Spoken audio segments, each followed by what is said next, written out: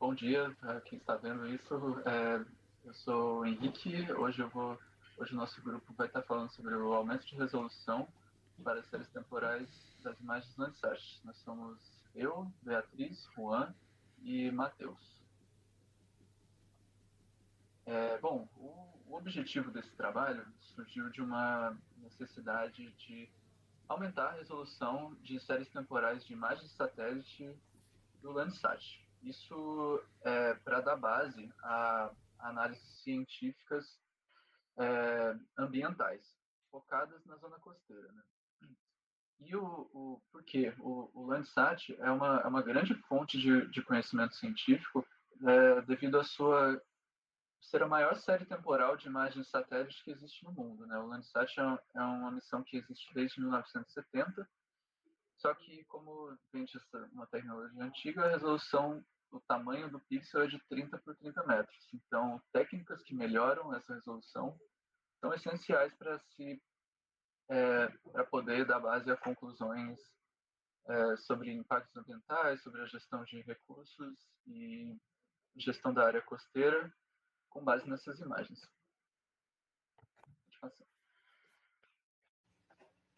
Bem, vou apresentar aqui para vocês um pouco dos dois métodos clássicos que a gente vai estar trabalhando nas nossas imagens.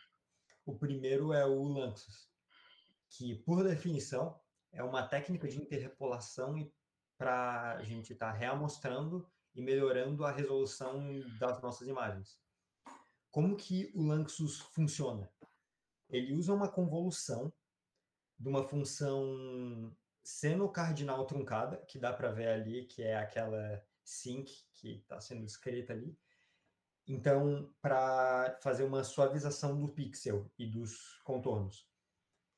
Como que funciona? Ele leva em consideração os pixels que estão em torno do pixel que está sendo analisado e vai ter como objetivo fazer uma suavização das transições entre os pixels. E, ao mesmo tempo, ele não vai querer perder os detalhes que a gente tem na nossa imagem. O Lanczos é muito bom em minimizar distorções quando está trabalhando com imagens e também ele vai proporcionar uma borda que vai ser mais natural, né? E menos quadradona, menos pixelada. Pode passar. E esse daqui é o Retinex. O Retinex, diferente do Lanczos, ele não é um método matemático assim tão quadrado, ele é mais complexo, porque ele é modelado no jeito como o ser humano percebe a realidade, como os nossos olhos vão se ajustar e como a gente vai perceber uma coisa. Ele vai levar em consideração coisas que ele considera importantes, como, tipo, bordas, e vai ajustar o contraste e a iluminação. O brilho, tipo, local da região onde ele considera importante e o brilho global, para assim melhorar a imagem e facilitar a compreensão. Bom, vou falar um pouco sobre o nosso pipeline para a aplicação do método clássico, tanto do Lanczos quanto do Retinex. Primeiramente, foram selecionadas regiões costeiras de interesse. Essas regiões foram selecionadas em shapefiles, em arquivos shapefiles, e também houve uma seleção das bandas de interesse do Landsat. O Landsat ele tem várias bandas, entre multiespectrais e infravermelho, então foram selecionadas apenas bandas de interesse para estudar a região costeira. Depois dessas duas seleções, tem um pipeline que faz um download das imagens do Landsat. Esse pipeline, você precisa passar para ele a região, ou seja, o shapefile da região que você quer fazer esse download, e também o período de tempo para baixar essas imagens. Depois, com as imagens baixadas, entra no pipeline de redicionamento das imagens, ou seja, você vai pegar essa pasta onde estão salvas todas essas imagens baixadas, passar para o pipeline o caminho dessa pasta, e ele vai executar todos os passos necessários para fazer já o adicionamento usando o Lanczos. Para isso foi utilizada a biblioteca Raster.io, que já tem um método embutido nela que faz esse resample. E dentro desse pipeline você pode passar uma flag que pode ser true ou false, para aplicar o método já do HitNext junto. Se essa flag for false, ele vai fazer apenas o Lanczos, mas se você escolher botar como true, vai fazer tanto o Lanczos e posteriormente o HitNext. E assim funciona basicamente a pipeline do método clássico. Aí a gente consegue ver os resultados que a gente obteve na esquerda com apenas o Lanczos e na direita com o Lanczos e com o HitNext junto. Dá para ver que claramente o Lanczos funciona muito bem, o Lanczos sozinho. Se tu olhar de perto a imagem, a região onde o Lanczos está realmente ativado, principalmente quando tu dá um zoom, é muito mais suavizada e muito menos pixelada. Ela é uma imagem muito menos quadrada e com um detalhamento, uma resolução melhor. Já quando a gente aplica o Lanczos com o HitNext depois, tem uma falha completa. Isso é dado pelo jeito como o HitNext está notando as bordas da nossa imagem e ele está falhando em reconhecer o que é importante. Assim, ele está criando uma ultrassaturação, né? E um ultra brilho em regiões que não são úteis de se ter brilho. Ele cria uma imagem que quase não dá para ver. Se tu passar o slide, dá para ver de novo que o Lanczos sozinho tem uma melhora, ele ajustou a qualidade da imagem. E quando a gente aplica os dois métodos juntos, a gente tem uma falha. Assim, dá para concluir que o Lanczos não conseguiu, quer dizer que o Lanczos conseguiu atingir o valor que a gente queria, o resultado que a gente queria, e o HitNext não. Aqui são algumas métricas retiradas para as nossas duas regiões. É possível ver que a região 7.2 ela obteve um melhor resultado. Isso ocorreu porque, apesar do bias estar mais alto, 0,27, as métricas MAE, ISS e M estão melhores do que na região 5.3, além de que o RMSE, que é 0,07, está dentro do intervalo de excelente. Essas métricas elas foram feitas utilizando o Sentinel, que tem as imagens nas bandas que nós utilizamos já em 10 metros. Então, foi utilizado o Sentinel como ground truth e o nosso resultado, assim, para ver qual foi a nossa diferença.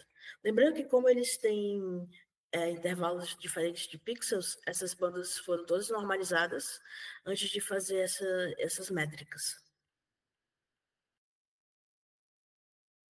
Vindo na contramão dos métodos tradicionais, que dependem de certas regras definidas manualmente, o aprendizado profundo ele permite que modelos aprendam diretamente com os dados, sendo eficaz para tarefas como segmentação de objetos, reconhecimento facial e também aumento de resolução de imagens.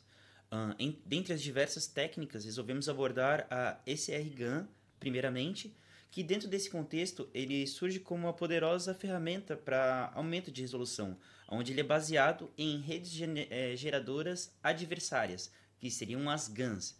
Esse método, ele combinado com uma CNN de aprendizado adversarial, permite com que as imagens elas resultem não apenas uma resolução maior, mas também apresentem mais detalhes de textura, características de visuais de alta qualidade. E nesse trabalho resolvemos utilizar a Real SRGAN, que é uma variação da SRGAN desenvolvida para aprimorar imagens degradadas do mundo real, incluindo rostos e melhorando a resolução e removendo artefatos. Treinando exclusivamente em dados sintéticos, a Real SRGAN simula degradações complexas em imagens reais. Pode passar o slide? Pode falar. Então, bom, como foi introduzido, essa GAN ela não foi treinada com dados de imagens de sensoriamento remoto, né? Então, essa aplicação foi um tanto exploratória, mas como esses modelos pré-treinados já são fáceis de importar e se aplicar, achamos válido esse uso. E realmente o modelo trouxe alguns resultados muito interessantes, principalmente para a definição de linhas de costa. A interseção entre água e terra ficou muito bem definida e, assim, qualitativamente está no nível ou melhor do que o Lanços. Mas a rede administrativa teve alguns comportamentos que chamamos de delírios, né, da rede, porque áreas urbanas e áreas de vegetação muitas vezes foram transformadas, foram ou totalmente neutralizadas de uma única cor, ou trouxeram padrões que não existiram, assim como a região logo posterior à linha de costa, na água, retirou-se algumas feições das cristas de ondas, que são indicadores muito interessantes para se trabalhar em zonas costeiras, com análise de estados de praia. Então, ao comparar um pouco com o Lanços, apesar de não trazer o nível de resolução que a resolução e textura que a CSR GAN estava trazendo, a contrapartida, a GAN perde alguns detalhes ou cria alguns detalhes que não existiam ali.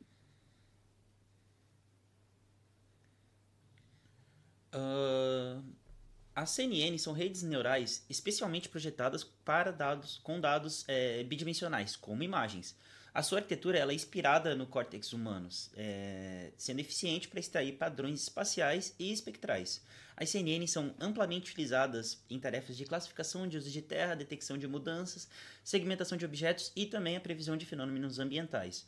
A capacidade da CNN de lidar com dados multiespectrais e hiperespectrais permite que elas sejam capazes de detectar esses padrões locais como bordas e texturas e além de certos padrões mais globais e abstratos conforme as camadas de rede vão se aprofundando.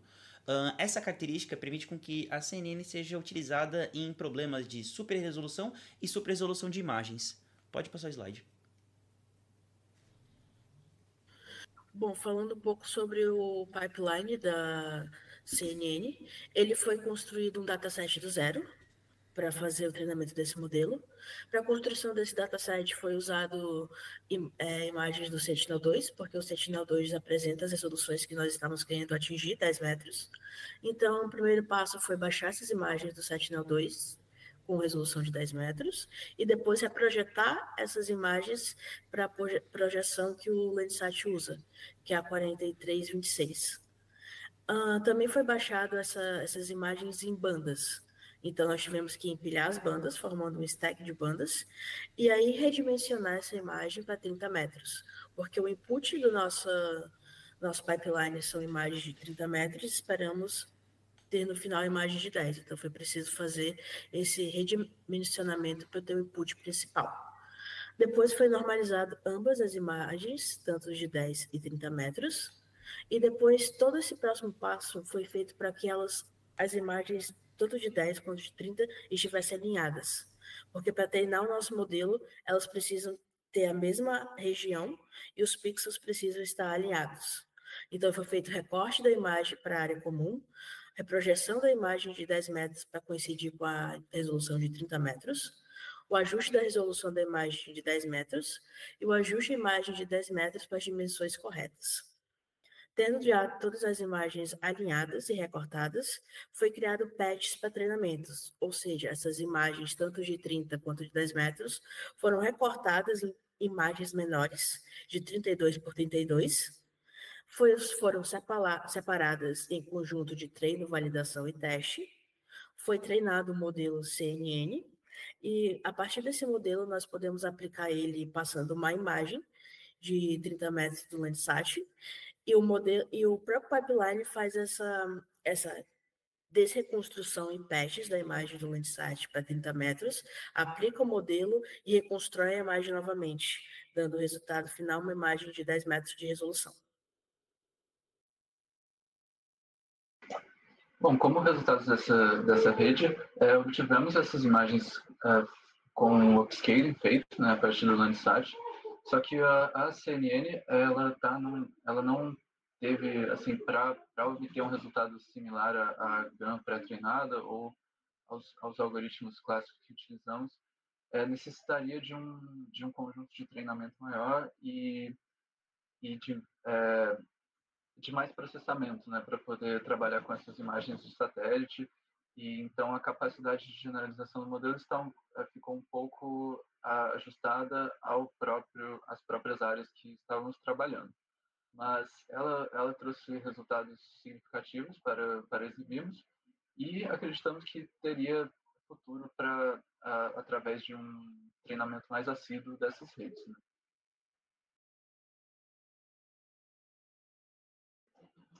É isso. Então, obrigado pela atenção. Esse foi o nosso trabalho e obrigado.